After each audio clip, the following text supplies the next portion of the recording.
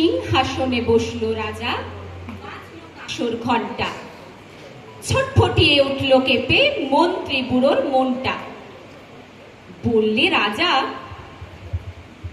মন্ত্রী, তোমার জামায় কেন গন্ধ? মন্ত্রী বলে, দিচ্ছি, গন্ধ তো নয় মন্দ। রাজা বলেন, মন্দ ভালো, দেখুক সুখে বদ্যি। বদ্যি বলে, আমার নাকে হাঁচু, বেজায় হয়েছে। রাজা হাঁকেন, বলাও তবে রামনারায়ণ পাত্র। পাত্র বলে, এক্ষুনি এই মাত্র নসিনে বন্ধ যে না, গন্ধ কোথায় ঢুকবে? রাজা বলেন, কোটাল, তবে গিয়ে এসে শুকবে। কোটাল বলে,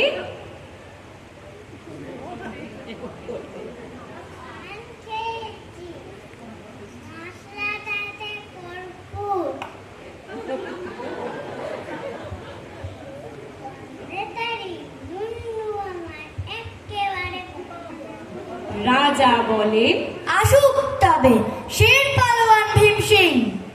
ভীম বলে, আমার সমস্ত গা ঝিম ঝিম, ইয়াতে আমার বোকার বলছি ওজো ঠিক বা। বলেই শুলো রাজসভাতে চক্ষু বুজে চিৎপাত। রাজার শালা চন্দ্রকেতু, তারেই ধরে শেষটা। বলল রাজা, তুমি না হয় করো না ভাই চেষ্টা। চন্দ্র বলেন, মারতে চাও তো ডাকাও না কো জল্লাদ, গন্ধ শুকে মরতে হবে, এ আবার কি আহ্লাদ। ছিল হাজির বৃদ্ধ নাজির, বয়সটি তার 90। ভাবলো মনে, ভয় কেন হয়, একদিন তো মরবই। সাহস করে বললে বুড়ো, মিথ্যে সবাই বকছিস, শুকতে পারি হুকুম পেলে, এবং পেলে বকছিস। রাজা বলেন, 1000 টাকা ইনাম পাবে সত্য।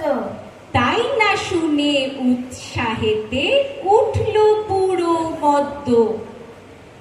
জামার পরে নাক ঠেকিয়ে শুকলো কত গন্ধ। রইল অটল দেখলো লোকে, বিস্ময়ে বাক বন্ধ। রাজ্যে হলো জয় জয়কার।